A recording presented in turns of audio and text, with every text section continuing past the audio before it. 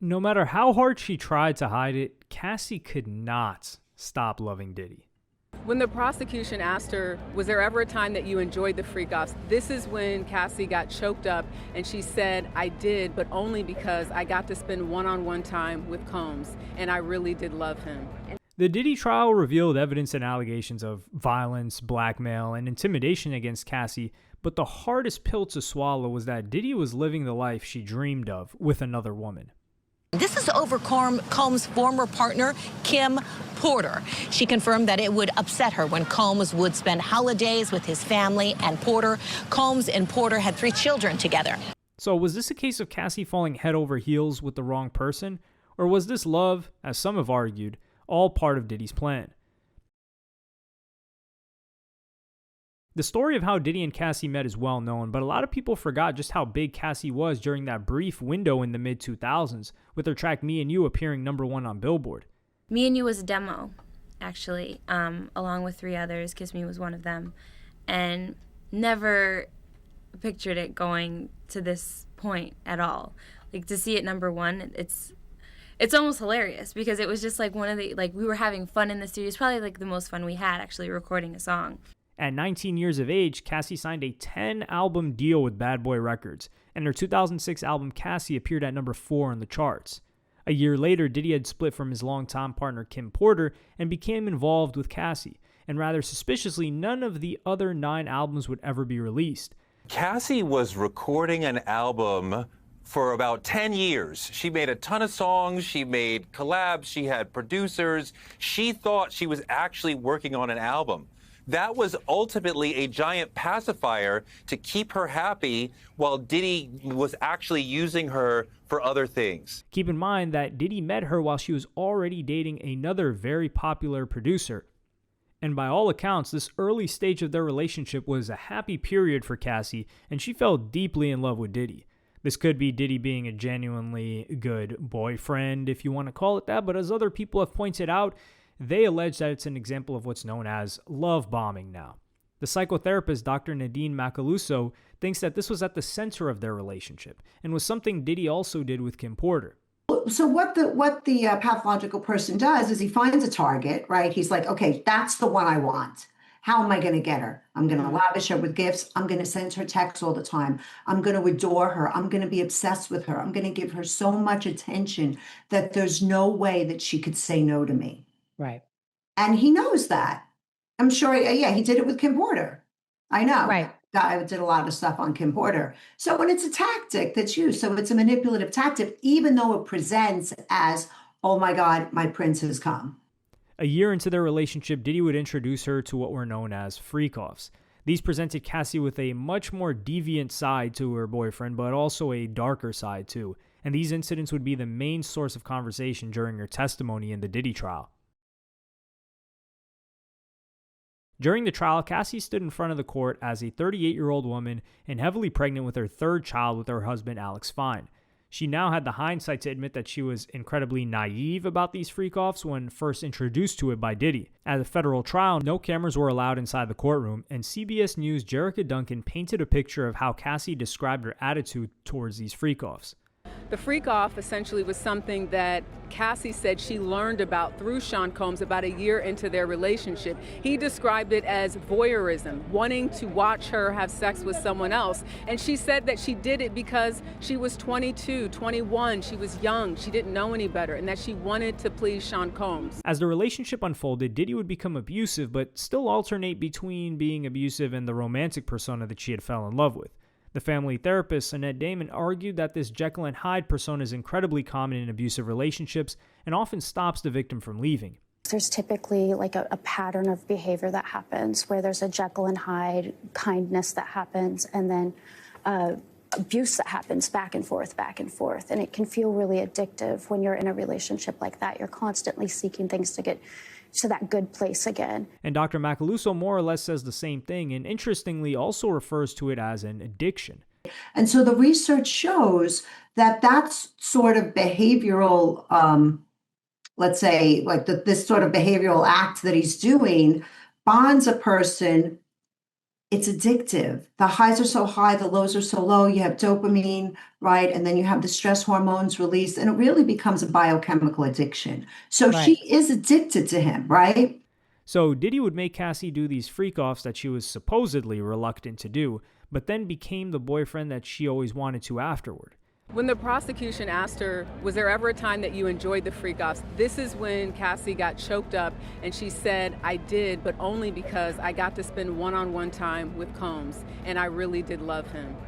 The jury would also be presented with an email exchange between Cassie and Diddy where Cassie wanted to have a conversation about the freak-offs, but stopped short of saying that she wanted to stop doing them. And when she brought up the idea of having a conversation about the freak-offs in an email, which the jurors saw, she said she backpedaled in the email because Combs responded by saying, I know, you don't want to do it. And she said, oh no, well, it's not that. But that was the beginning. That was in 2010 where she brings up in an email that she wanted to have a conversation about this. And in her words, she didn't want to do it, but she felt like she had to do it. In this exchange, Diddy said, you don't want to do anymore? And Cassie replied, I'm so predictable. Cassie claimed that Diddy knew that this meant that she didn't want to do any more freak-offs. Cassie explained that she had then backpedaled. To not make him angry, he could be violent. The trial looked at many ways that Diddy allegedly trapped Cassie inside this relationship. There was the obvious threat of violence where there was indisputable video footage. There was the allegation that Diddy recorded these freak-offs so he could blackmail Cassie if she tried to leave. And Diddy also allegedly tried to make her complicit in his crimes by using her credit card to pay for these S-workers. But Cassie's love for Diddy was equally another driving force that kept her in this turbulent relationship. And Diddy's affairs proved that Cassie genuinely loved him, and Cassie would inform the court that these other women would make her insanely jealous.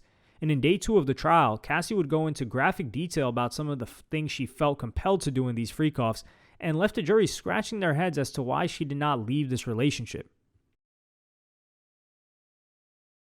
On the second day, Cassie would try to prove beyond a doubt that they were freak-offs that she did not enjoy taking part in. She said she used the drugs to numb herself because these freak-offs, again, were happening so regularly.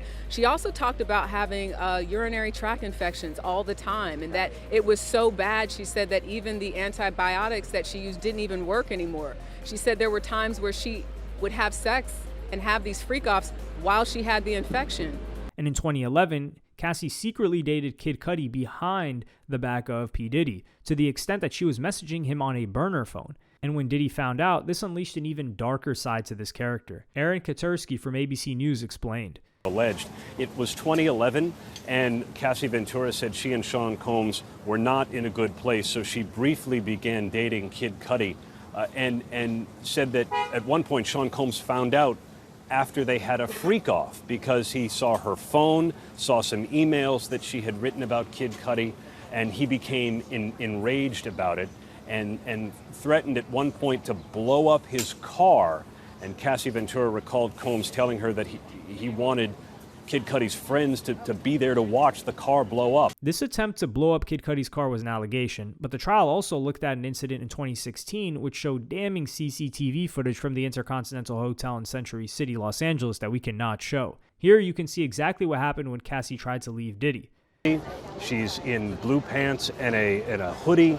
She's not wearing any socks. She reaches into a bag at the elevator, and as she's putting on her socks, Combs comes barreling around the corner, knocks her down from behind, stomps on her, and the episode continues from there. By 2016, Cassie was not completely out of the limelight. In fact, the reason why she was in LA was because Cassie was promoting a movie she starred in called The Perfect Match. What she said is, after that happened, she went to one of Sean Combs' employers' homes named D-Rock, who she said she was friendly with, he and the wife. But she said that same night she did end up going back to Sean Combs' house because she had a fitting for The Perfect Match. There was a premiere coming up. And there's actually a video online of Cassie doing a promotional interview for the film the day after this incident occurred. And this interview serves as a chilling reminder that you never really know what someone might be going through. I think that the power in her character is that she listens.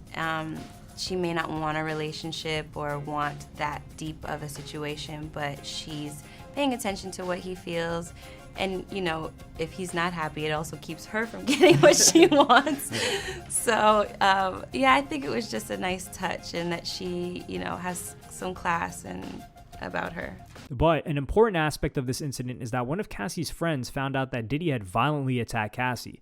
and while Cassie tolerated this behavior, her friend wanted to do something about it. Police, because she was so irate about the fact that she saw her friend with this busted lip with a black eye, and she says her friend knew automatically, based on other alleged incidents that had happened, that this was because of Sean Combs. Cassie was on the brink of freedom. The police were at her home, and they could have safely escorted her from the house. She could have told them everything. She could have taken him to court. She could have got a restraining order. She could finally escape this nightmare. But this was not what happened. So the police came to her house, according to Cassie. They asked her a few questions, but the police said, well, who is the person that did this to you? She wouldn't answer, and she said they left. Day 2 also involved Cassie recalling a truly horrific incident from 2018, and unlike the freak-offs from before, there were no gray areas or blurred lines of consent. She recalled an instance toward the end of their relationship in 2018 when she alleged that Sean Combs raped her in her own apartment on the floor. She said it was quick, and he lost the color in his eyes. His eyes went black, and she told him no. She told him she didn't want to. She said she didn't even know if he heard her. He just kept going until he finished and then simply left. Cassie would chillingly describe this as, it was like taking something from you. And the most shocking and strangest thing of all was, after violating her in the worst way imaginable, Cassie had consensual engagements with him later that year. The prosecutor asked, can you explain why you did that after you? Cassie responded with, we had been together 10 years. This assault on Cassie is still an allegation, but when you try to explain why Cassie would come back to Diddy, the therapist David Colarossi said, because it's so devastating, abusers, after the emotions are regulated, they come back oftentimes and they say, I'm sorry, right? I'm going to go to therapy. I'm going to do all the things. They love bomb. They give gifts. That part of the abuse cycle is done genuinely. When we talk about it in pop culture, we think that the abuser wants to abuse and is love bombing to manipulate so that they can abuse again. But from a psychological standpoint, that's not the mechanism at play. The abuser feels bad, really wants to change, thinks that they're going to change, and then doesn't. And after an incident like this, the victim would feel incredibly worthless, so the abuser returning to them is welcomed with open arms. Cassie may have had what's known as a trauma bond, where she had a close personal connection to Diddy, and while this sounds very counterintuitive, this close personal connection is what keeps the victim in the relationship. Obviously, the person who was abused is in an exceptionally vulnerable position. They are physically minimized, they are beaten, they are hurt, they are damaged, they are thinking back through their own behavior and blaming themselves for things that they shouldn't. They're wondering why anybody would be with them. They're thinking about how they're going to change their behavior in the future. They have incredible self-doubt, incredible insecurity, and they feel unlovable. And yet the abuser stays with them. When abuse and kindness are mixed together, it leads to a very emotionally confusing environment. And with all of these incredibly serious allegations leveled against Diddy, day 3 of the trial would involve Diddy's lawyers trying to poke holes in what Cassie said. In fact, the jury would be presented with evidence that, instead of trying to escape the relationship, Cassie really wanted to keep this relationship going. It's important to note that Diddy's defense team did not need to debunk all of the allegations made against Diddy, but instead, all they needed to do was cast suspicion of what Cassie had said and undercut the victim narrative that was being portrayed. So the defense gave evidence of the loving relationship they had at the beginning. Jurors saw an email where she basically says, I love you. I'm so excited to be a part of this relationship with you. How she had plans of a future with him. So they're laying out somebody that was excited about the idea of being with Sean Combs. There were messages from Cassie which indicate a happy and healthy relationship, such as, you make me a better woman, and I can't wait until we have a baby of our own. The defense also presented conflicting evidence that she actually enjoyed the freak-offs. There was a moment where Sean Combs was nodding in agreement when they brought up a message that he sent her where he said, one of my favorite times of the freak-offs is when we're able to make love after.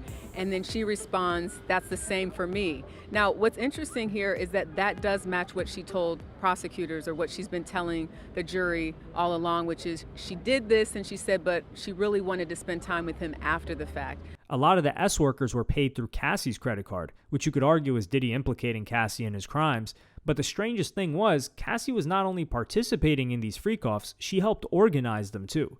Later on in the trial, an escort named Sheree Jackson, who was also known as the Punisher, claimed that Cassie organized these freak-offs.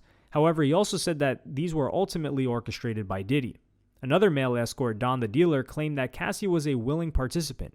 Speaking about Diddy on Vlad TV, he never made any demands. He was always like, act like I'm not in the room. What would y'all do if I wasn't here?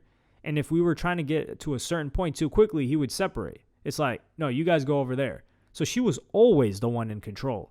Both of them were always the ones in control during these moments. And at this stage of the trial, the defense presented messages showing Cassie wanting to do these freak-offs. The defense read out to Cassie, Mr. Combs wrote to you, I want to freak out right now, and you wrote that you wanted it too.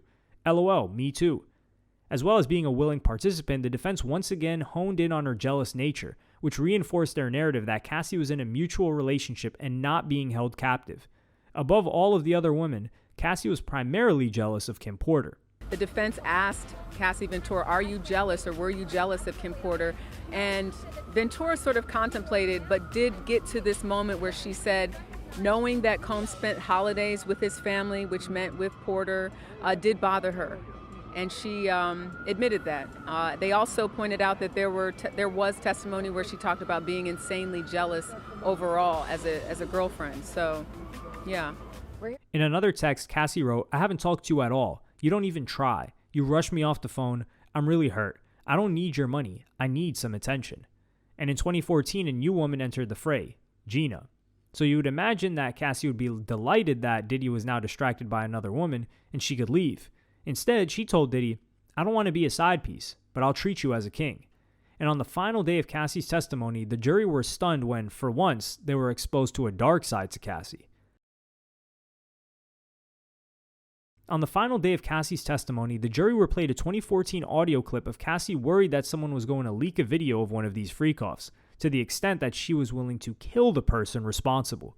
I looked over at the jury box because I was wanting to hear their reaction as we're hearing in real time her voice threatening several times to kill someone because she's concerned about this freak-off video, and the jurors were shocked. The defense also tried to sprinkle some doubt over the 2018 incident and how she got the dates wrong and how this alleged incident overlapped with her meeting her future husband, Alex Fine.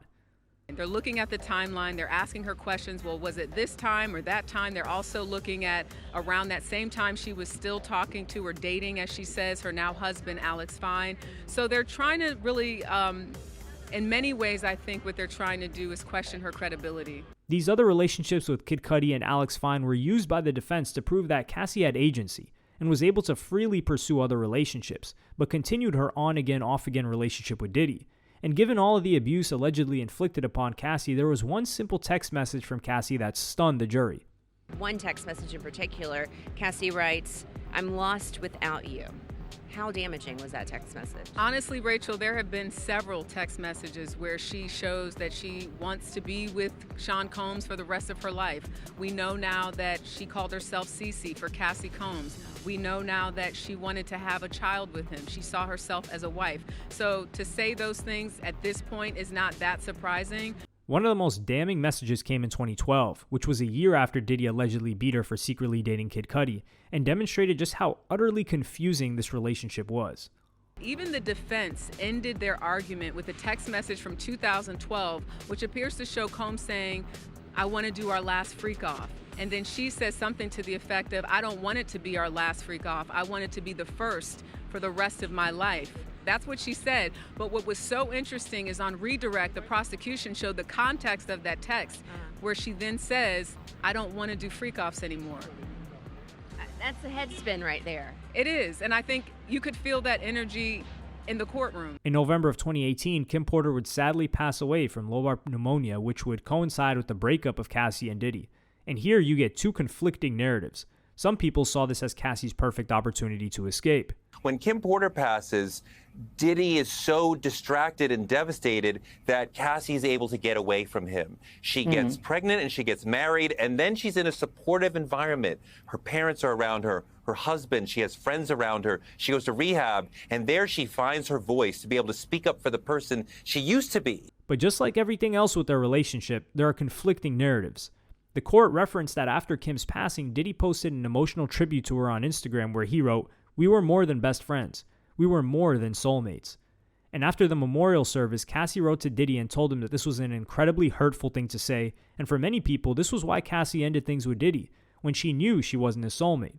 according to ABC News legal contributor Brian Buckmer. And we all know very publicly that Sean Combs comes out and says Kim Porter was his soulmate. And I think they're trying to make the argument that that's why this all broke up. Not because of the alleged rape, not because of the freak-offs, but because of this. Really trying to weave in this narrative of jealousy in this case. Toward the end of her testimony, Cassie was asked if she still loved Diddy. And instead of answering with a yes or a no, she responded, "I have love for the past and what it was." And this response summed up her entire testimony, where there were no simple or straightforward answers. Cassie finished her testimony and gave birth to her third child 11 days later. This testimony was supposed to mark the end of a dark chapter in her life and finally bring closure to her relationship with Diddy. Ultimately, Diddy was convicted of 2 counts of transportation to engage in prostitution, which was unrelated to Cassie and was an anonymous victim known as Jane Doe. However, Diddy was found not guilty of the most serious charge of racketeering conspiracy, as well as 2 charges of S-trafficking against Cassie and, quote, Jane. For Diddy's fans, this not guilty verdict will feel like vindication. For Cassie's supporters, they'll feel defeated by the justice system and the high standard needed for a guilty verdict. Cassie loved Diddy, and she definitely didn't want to perjure herself by saying no on that stand when asked if she still loved him. But he also did things to her that will follow her for the rest of her life. And close to 2 decades after this relationship began, this twisted web of love and abuse between Diddy and Cassie was still too difficult to untangle. But one thing we know for certain is Cassie never got what she wanted, which was a child with Diddy. And if she had, who knows where her relationship would have gone with him. Because it was immediately after she left Diddy that she got with Alex Fine, who was the trainer that she had met through Diddy, that she started popping out kid after kid after kid.